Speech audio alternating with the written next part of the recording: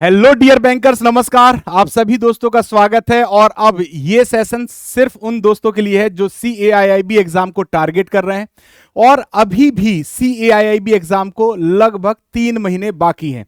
So best time for CAIIB exam preparation आपके लिए बस आपको कुछ सिंपल स्टेप्स के साथ अपनी तैयारी को आगे बढ़ाना है।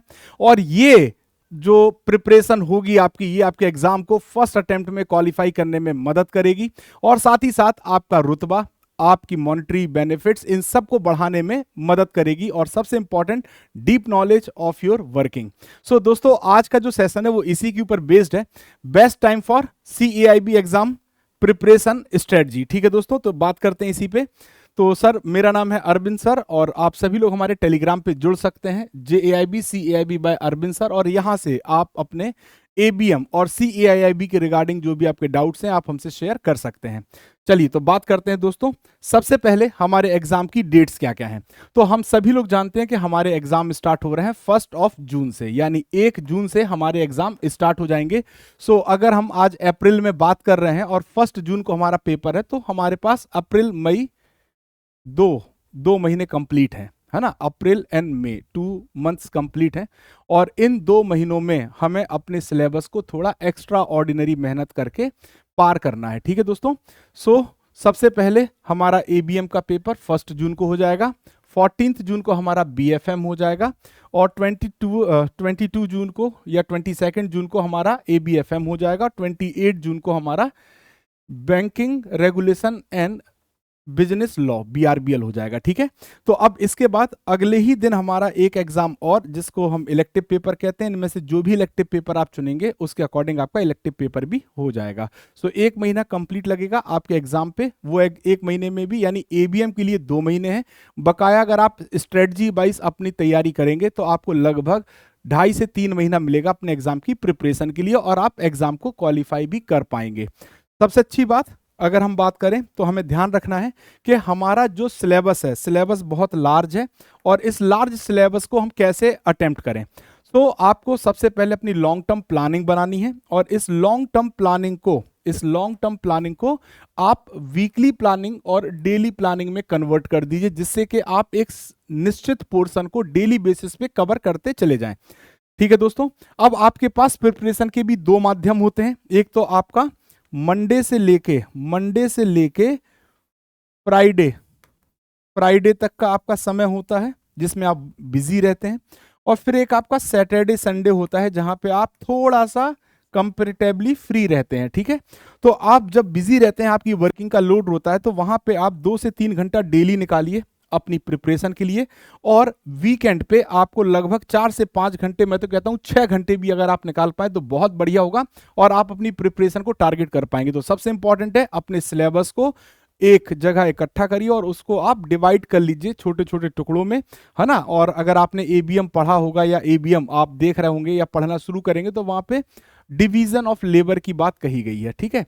तो वही बात कहा गया है कि अगर आप अपने इतने बड़े सिलेबस को, है ना, लॉन्ग टर्म प्लान करके छोटे छोटे टुकड़ों में तोड़ के पढ़ेंगे तो मे बी आप अच्छी तरह से कवर कर पाएंगे अपने सिलेबस को। क्योंकि बहुत इंपॉर्टेंट है, जब आप अपना सिलेबस एक बार कवर कर लेते हैं तो आपके अंदर सबसे पहले तो मोटिवेटेड आप खुद हो जाते हैं और कॉन्फिडेंस आ जाता है।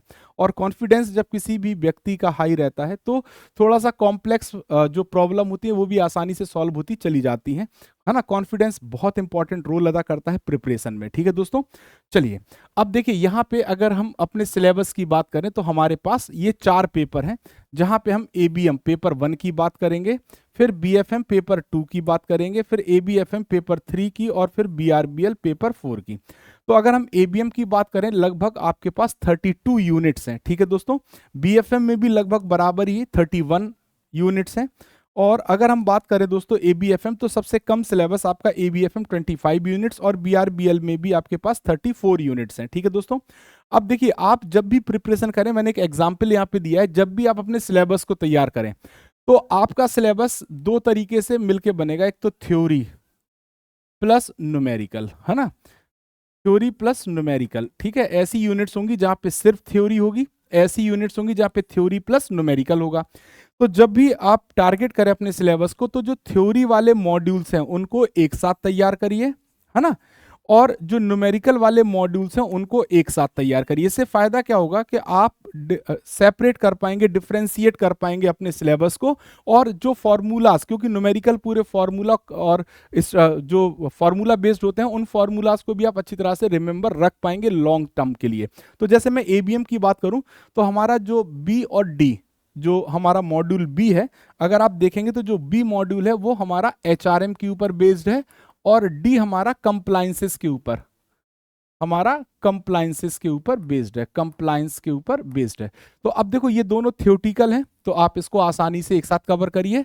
फिर सी और ए, चाहे आप ए सी को पहले तवज्जो दे दीजिए, चाहे सी ए को दे दीजिए, क्योंकि देखिए सी आपका क्रेडिट मैनेजमेंट, क्रेडिट मैनेजमेंट का पार्ट है और इसमें भी आपको न्यूमेरिकल मिलेंगे। ठीक है दोस्तों, साथ ही साथ ए आपका स्टैटिस्टिक्स, स्टैटिस्टिक्स का पार्ट है, स्टैटिस्टिक्स का पार्ट है जहां पे आपको न्यूमेरिकल मिलेंगे। तो आप इनको एक साथ, तो अगर आप ऐसे डिफरेंशिएट करके पढ़ेंगे तो चीजों को आप आसानी से टारगेट कर पाएंगे। और बीएफएम तो मोस्टली न्यूमेरिकल बेस्ड है, जहां पे केस स्टडी भी न्यूमेरिकल बेस्ड आती हैं। एबीएफएम में भी न्यूमेरिकल और थ्योरी दोनों ही है। बीआरबीएल एक ऐसा पेपर है आपका जहां पे थ्योरी बेस्ड आपका कंसेप्ट मिलेगा। ठीक, तो आपको थोड़ी सी प्लानिंग करनी होगी तभी आप आगे बढ़िएगा, मतलब थोड़ा सा समय आप अपनी स्ट्रेटजी को बनाने के लिए जरूर दीजिए, बहुत इंपॉर्टेंट है, क्योंकि स्ट्रेटजी आपको आगे चल के ज्यादा लाभ पहुंचाएगी। ठीक है दोस्तों, तो बेस्ट स्ट्रेटजी, और मैं नहीं बता रहा स्ट्रेटजी, इसलिए नहीं बता रहा हूं कि हर एक व्यक्ति की अपनी एक स्ट्रेटजी होती है, क्योंकि हर एक पर्सन के अपना कुछ स्ट्रांग पॉइंट होता है, कुछ वीक पॉइंट होता है ना। तो उसी आधार पे मैंने ये भी नहीं कहा आपसे, अगर आपने प्रीवियस देखा कि आप मॉर्निंग में पढ़िए या इवनिंग में, क्यों, क्योंकि कुछ लोगों को इवनिंग में पढ़ना अच्छा लगता है, नाइट में, किस लोगों को मॉर्निंग में पढ़ना अच्छा है। तो जो बेस्ट आपको लगे, कंफर्टेबल आप जिसमें हो उसमें पढ़िए, क्योंकि जब आप कंफर्टेबल होंगे तो ज्यादा गेन करेंगे, ज्यादा चीजों को देख पाएंगे, और ज्यादा फ्रेश माइंड से पढ़ेंगे तो ज्यादा चीजें आप एब्जॉर्ब कर पाएंगे। ठीक है दोस्तों, चलिए अब देखिए यहां पे हमारा ये हमारा सिलेबस है। तो टोटल अगर आप देखोगे तो लगभग 112 यूनिट हैं, ठीक, जिनको आपको कवर करना है। 3 चौके 12 होता है, तो लगभग 112 यूनिट है ना। 5 4 9 1 10 11 12 की 2 हासिल है, 1 3 3 6 3 9 10 11 1 12, 112 यूनिट्स टोटल आपको कवर करनी है। अब देखिए अगर हम बात करें तो यही टाइम क्यों बेस्ट है, देखिए लगातार जब से मई 2023, मई 2023 में आईआईबीएफ ने अगर आप देखेंगे तो सिलेबस को क्या किया है, रिवाइज किया है। क्या किया है, रिवाइज किया है। और जब से रिवाइज किया गया सिलेबस, तब से आपकी निगेटिव मार्किंग को हटा दिया गया है। किसको हटा दिया गया, निगेटिव मार्किंग। ठीक है, अब अगर आपका अभी निगेटिव मार्किंग नहीं है तो आप मैक्सिमम क्वेश्चंस को अटेम्प्ट कर सकते हैं हर एक पेपर में, है ना। कभी कभी ऐसा होता है ना कि आप जैसे नहीं भी पता और आपने अटेम्प्ट कर दिया, मे भी सही हो जाए, तो तुक्का थोड़ा एक लिमिटेड हद तक आप तुक्का भी लगा सकते हैं, बट उतना तुक्का मत लगाइएगा कि आपका पेपर गड़बड़ हो जाए। तो निगेटिव मार्किंग तो नहीं है, एक बेनिफिट ये है कि निगेटिव मार्किंग नहीं है। तो अगर आप अपने पेपर को मैक्सिमम अटेम्प्ट करना चाहें तो आप बिना डर, बिना दबाव के अपने पेपर को अटेम्प्ट कर पाएंगे, बिकॉज नो निगेटिव मार्किंग, तो ये आपके लिए बेनिफिशियल है। ठीक है, साथ ही साथ अब समय नहीं रह गया कि आप वेट करें, अब आपके पास समय नहीं है कि आप वेट करें और वॉच करें, अब आपको प्रिपरेशन में जुट जाना है ना। क्योंकि अब अगर अभी भी आप वेट करेंगे तब फिर आप लेट हो जाएंगे, क्योंकि आपका सिलेबस एक मतलब पर्याप्त सिलेबस है जिसको आपको कवर करना है। So start preparation from now, 3 months sufficient to cover your syllabus. 3 महीने पर्याप्त होते हैं। फर्स्ट पेपर के लिए आपको 2 months मिल रहे हैं। ठीक है, फर्स्ट पेपर के लिए आपको पेपर 1 के लिए आपको 2 months मिल रहे हैं। पेपर 2 के लिए 2 months एंड 10 days आपको मिल रहे हैं।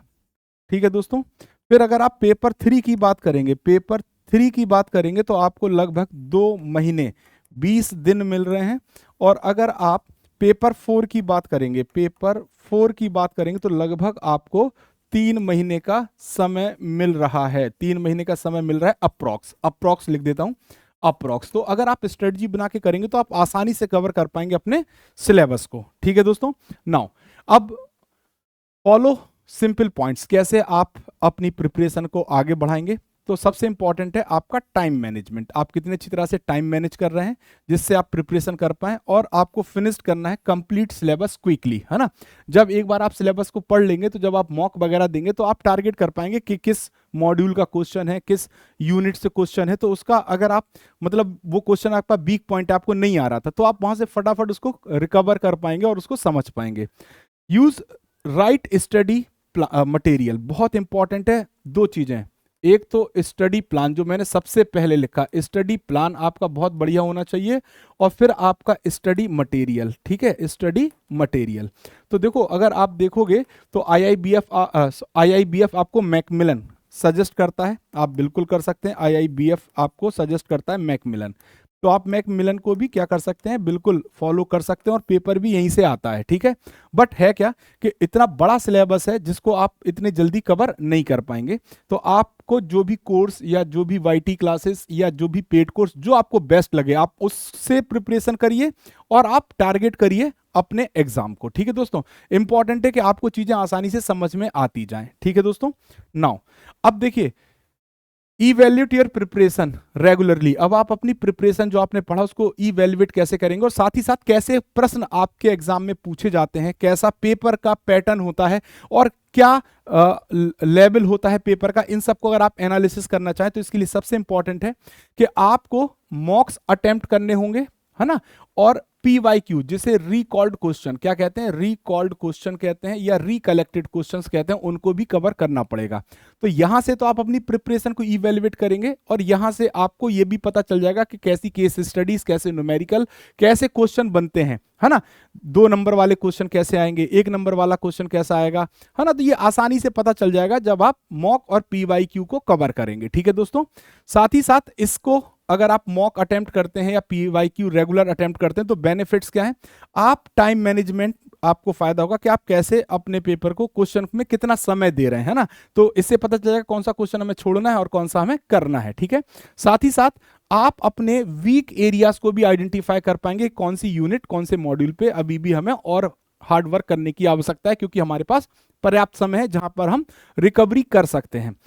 Help to identify important topics and type of questions ask in exam. तो यहां से आपको यह भी पता चलेगा कि कौन कौन से इंपॉर्टेंट टॉपिक्स हैं और कौन कौन से टाइप ऑफ क्वेश्चंस हैं जो कि एग्जाम में पूछे जाते हैं, ठीक है दोस्तों। तो ये सभी स्टेप आप जरूर फॉलो करिए, स्टेप बाय स्टेप फॉलो करिए, आपको लाभ मिलेगा 100%, ठीक है दोस्तों। नाउ अब focus on high scoring important topics. आपको ये देखना है कि हाई स्कोरिंग जैसे केस स्टडीज आ जाती है, सीधे 5 नंबर का होता है, और अगर आपको वो टॉपिक वो कंसेप्ट अच्छी तरह समझ में आता है तो आप 5 के 5 नंबर आसानी से ला सकते हैं। या कोई ऐसा क्वेश्चन होता है जहां पे आप न्यूमेरिकल के पार्ट पे कि आपको स्टेप बाय स्टेप सॉल्व करते जाना है और उन्हीं स्टेप पे आपके न्यूमेरिकल होते हैं, ठीक है, उसके मार्क्स होते हैं, सॉल्व करना होता है। Stay consistent and motivated. अगर आप लगातार पढ़ते रहेंगे तो आपको मोटिवेशन फील होगा और आप अच्छा पढ़ पाएंगे। मैंने खुद देखा अपनी लाइफ में कि जब स्टूडेंट लाइफ का एक बहुत अच्छा एग्जाम्पल है, जिस दिन हम लोग अपने घर पे पढ़ते थे और शाम को निकलते तो लगता था कि आज कुछ गेन किया, है ना, एक कॉन्फिडेंस अंदर से अलग ही दिखता था। और जिस दिन दोस्तों के साथ दिन में घूमने चले जाते थे और उस दिन शाम को अगर देखे तो ये लगता था आज मैंने कुछ नहीं किया, डांट ना पड़े, आज मैंने पढ़ा नहीं, मतलब सो टेंशन। तो अगर आप टारगेट कर रहे हैं CAIB जून 2025 को, तो आपको ये सभी स्टेप फॉलो करना और आसानी से आप अभी भी पर्याप्त समय है कि अपने सिलेबस को कवर कर सकते हैं। तो यहां से आपका कॉन्फिडेंस लेवल हाई होगा और आपको जो भी आपने पढ़ा है उसको रिवाइज जरूर करिएगा रेगुलरली, क्योंकि रिवाइज करने से चीजें और ज्यादा स्ट्रांग हो जाती हैं, है ना। Focus on numerical and case studies बहुत इंपॉर्टेंट है, बड़े नंबर आपको सीधे मिलते हैं अगर आप सॉल्व कर पाते हैं तो। चलिए, तो दोस्तों ये थी आज की हमारी स्ट्रेटजी सेशन, जहां पर आपको अपनी प्रिपरेशन करनी है आसान तरीके से, सिंपल स्टेप्स हैं, बस आप जो कर रहे हैं उसी को करना है, बस थोड़ा सा मॉडिफाई कर लीजिए, थोड़ा सा आप अपने आप को मैनेज कर लीजिए और आसानी से अपने एग्जाम को क्वालिफाई कर सकते हैं। साथ ही साथ आप हमारे साथ जुड़ के भी प्रिपरेशन कर सकते हैं हमारे महापैक के साथ, CAIB महापैक, वन स्टॉप सोल्यूशन, क्योंकि यहाँ पे आपके ऑल कंपलसरी और इलेक्टिव पेपर कवर हो जाते हैं। साथ ही साथ जितने भी करंट और अपकमिंग बैचेस हैं वो सब आपको यहाँ मिलेंगे, अलग से बैच बाय करने की आवश्यकता नहीं होगी। लाइव क्लासेस आपको मिलती हैं, 500 प्लस मॉक एंड क्विजेस आपको मिलते हैं, 200 plus class notes and 24/7 doubt support उपलब्ध है। यानी अगर आपको किसी सब्जेक्ट के किसी भी क्वेश्चन में डाउट होता है तो आप डायरेक्टली पूछ सकते हैं। सो 1 ईयर महापैक आपको मात्र 4,999 और 2 ईयर महापैक 6,999 में अवेलेबल है, आप इन्हें सब्सक्राइब कर सकते हैं। साथ ही साथ दोस्तों हमारा नया CAIB crash course batch launch हो गया है और आप इस बैच को भी ज्वाइन कर सकते हैं और यहां से अपने चारों पेपर के कंपलसरी पेपर के सभी इंपॉर्टेंट कंसेप्ट्स को कवर कर सकते हैं मात्र 999 रुपए में। गोल बैच भी हमारा आपके लिए उपलब्ध है, जहां पे आप फाउंडेशन के तहत कंसेप्ट्स को और MCQ के तहत आप अपने सभी MCQs को, केस स्टडी बेस्ड क्वेश्चंस को, कवर कर सकते हैं। ठीक है, केस स्टडी बेस्ड क्वेश्चन को एक्सप्लेनेशन के साथ। ठीक है दोस्तों, मात्र 2,499 रुपए में। तो दोस्तों ये था आज का हमारा इंपॉर्टेंट सेशन जो आपके लिए हम लेके आए थे, क्योंकि आपका अब CAIIB का एग्जाम का समय आ चुका है। तो आपकी स्ट्रेटजी थोड़ा सा और मतलब परफेक्ट होनी चाहिए और आपकी प्रिपरेशन स्ट्रांग होनी चाहिए। तो थैंक यू ऑल, आज के लिए बस इतना ही। Thank you very much.